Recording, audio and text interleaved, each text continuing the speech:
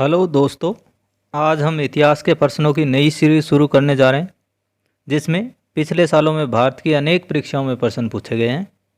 आने वाले एग्जाम में भी यहाँ से खूब प्रश्न पूछे जाएंगे। इतिहास विषय भारत में होने वाली सभी परीक्षाओं में शामिल रहता है।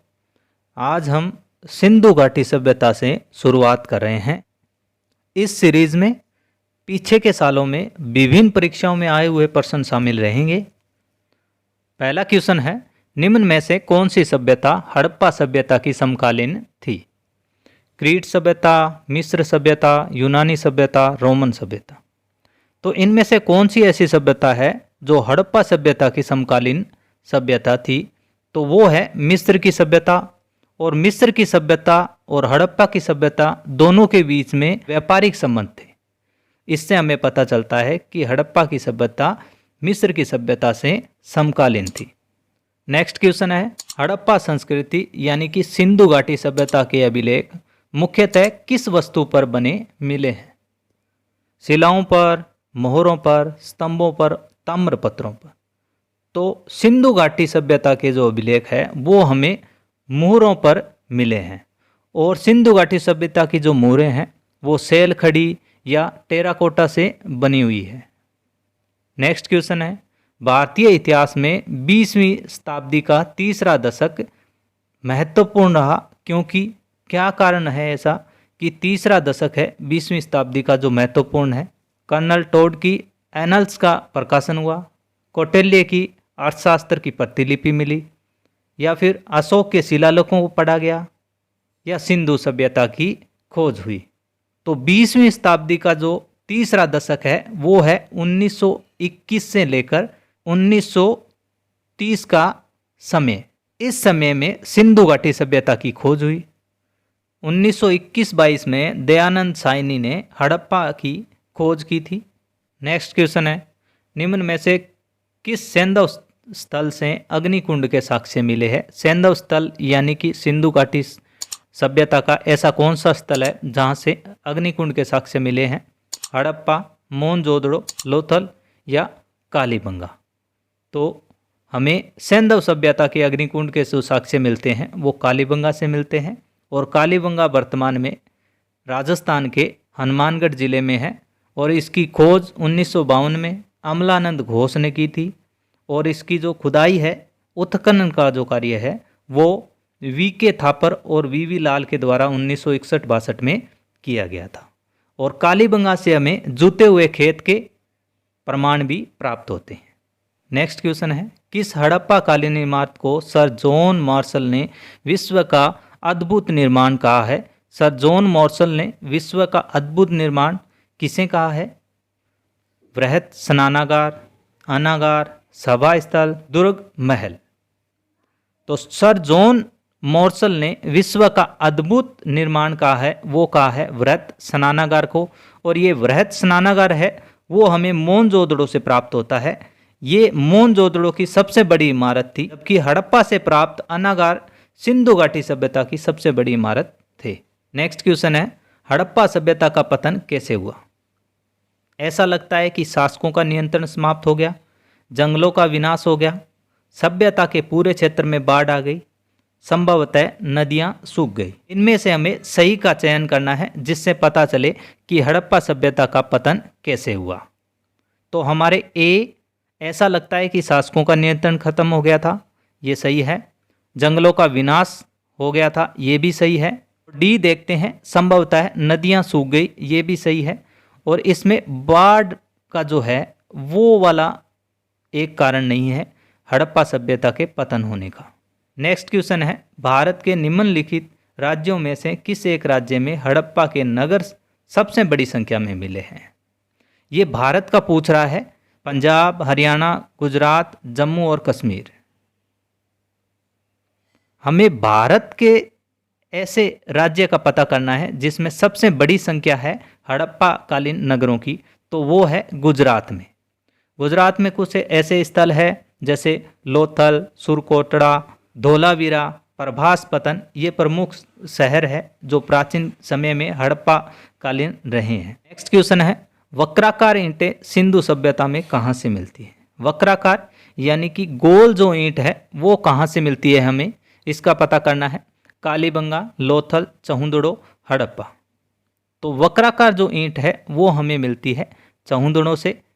अलंकृत ईंट है जो हमें मिलती है कालीबंगा से। चहुंदड़ो की खोज 1931 में नानी गोपाल मजूमदार के द्वारा की गई और इसका जो उत्खनन कार्य है वो 1935 में J.H. मैके के द्वारा किया गया। और चौंदड़ो वर्तमान में पाकिस्तान के सिंध प्रांत में है। नेक्स्ट क्वेश्चन है, कालीबंगा किस राज्य में है? गुजरात, पंजाब, राजस्थान, हरियाणा। तो कालीबंगा वर्तमान में राजस्थान के हनुमानगढ़ जिले में स्थित है और इसकी खोज 1952 में अमलानंद घोष के द्वारा की गई। 1961-62 में इसकी जो खुदाई है वो वीबी लाल व वीके थापर के द्वारा की गई।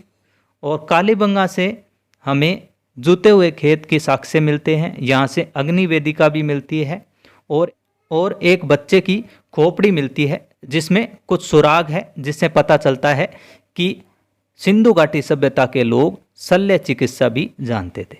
नेक्स्ट क्वेश्चन है, निम्नलिखित में से कौन सा पूरा पाषाण स्थल है? भीमबेटका, बुर्जहोम, इनामगाम, हलर। तो जो पूरा पाषाणिक स्थल है वो है भीमबेटका और भीमबेटका मध्य प्रदेश के रायसेन जिले में है और भीमबेटका से हमें गुहा शैल चित्र प्राप्त होते हैं।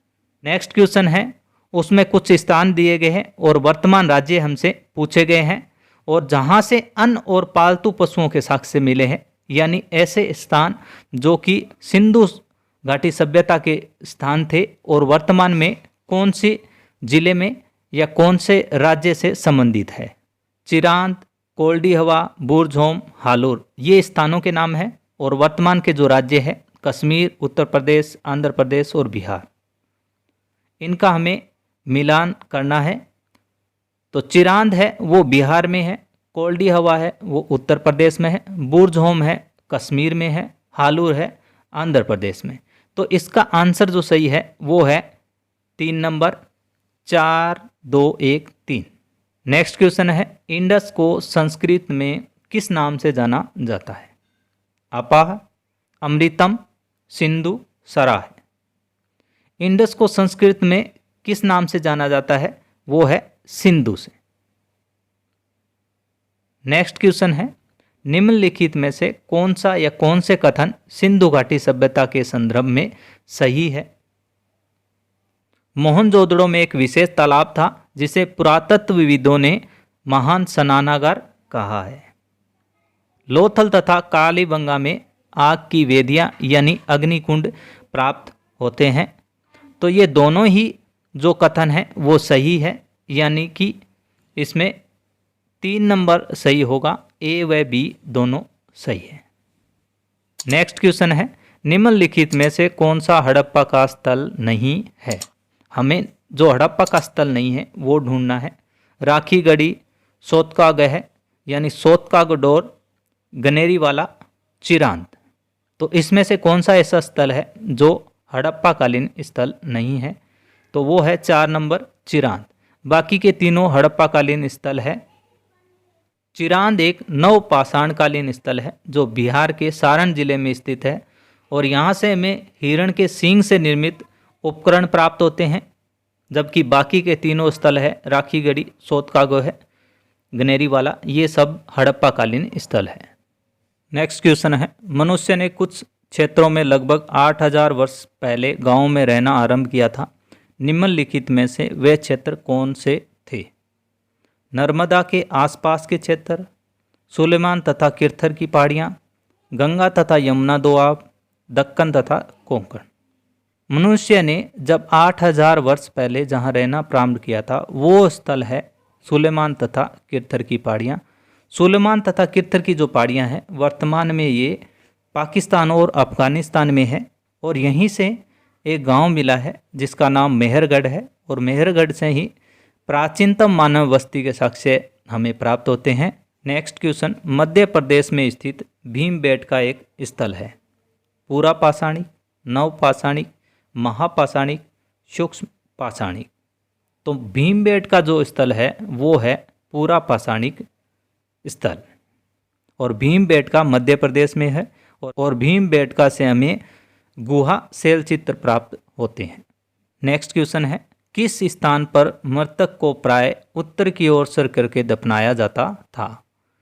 तो ऐसा कौन सा स्थान है जहाँ पे उत्तर की ओर सर करके मृतक को दफनाया जाता था?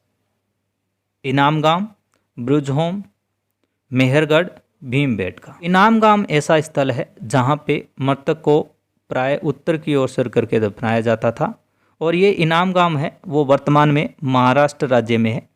नेक्स्ट क्वेश्चन है, एम्फोरा एक था? इटली का सिक्का, लाल चमकदार बर्तन, लंबा एवं दोनों तरफ हत्थे लगा जार, छिद्रयुक्त बर्तन। तो एम्फोरा है वो लंबा एवं दोनों तरफ हत्थे लगा जार था। नेक्स्ट क्वेश्चन है, रोमन साम्राज्य में काली मिर्च की इतनी मांग थी कि इसे किस नाम से बुलाते थे? काला जादू, काला ताबीज़, काला पत्थर, काला सोना। तो रोमन राज्य में काली मिर्च को काला सोना नाम से बुलाया जाता था, और रोमन साम्राज्य का जो पुराना नाम है वो यवन था, तो इसलिए काली मिर्च को यवन प्रिया भी कहा जाता है। नेक्स्ट क्वेश्चन है, लोथल था?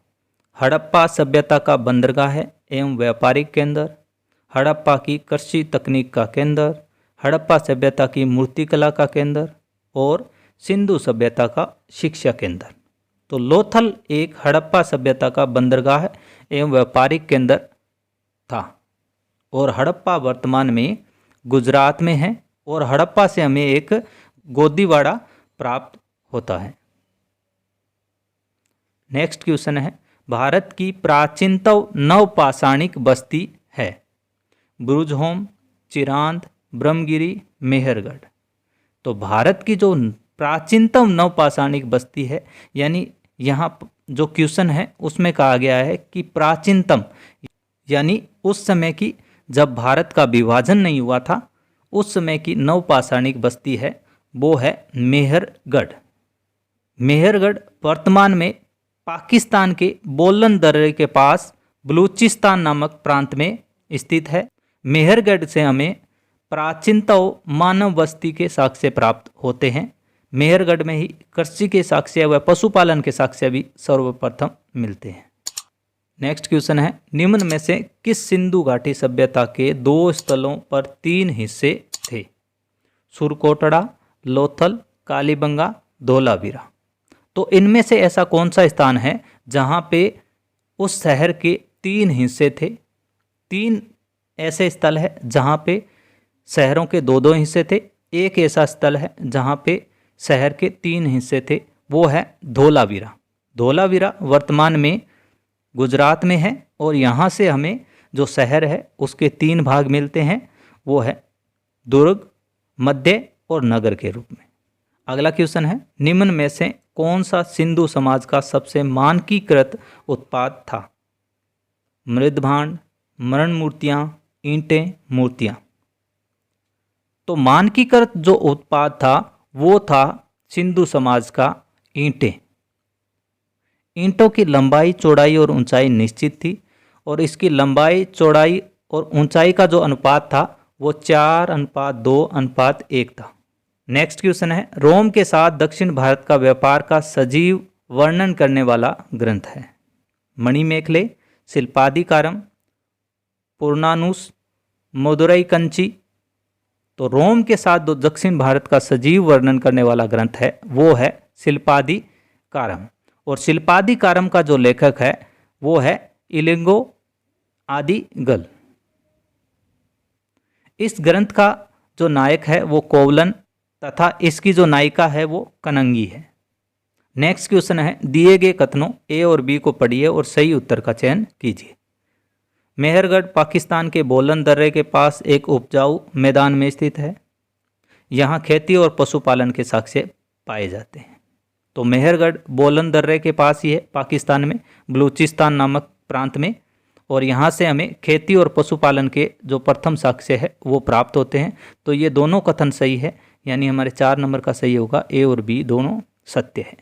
नेक्स्ट क्वेश्चन है, वर्णों में जातियाँ क्यों उत्पन्न हुई जो भारतीय समाज को संगठित करने का आधार बन गई? आदिवासी लोगों को वर्ण व्यवस्था में एकीकृत करने में समस्या थी। जाति और वर्ण समान है। वर्ण व्यवस्था के विरुद्ध प्रबल विरोध था, जिससे जातियों का विकास हुआ।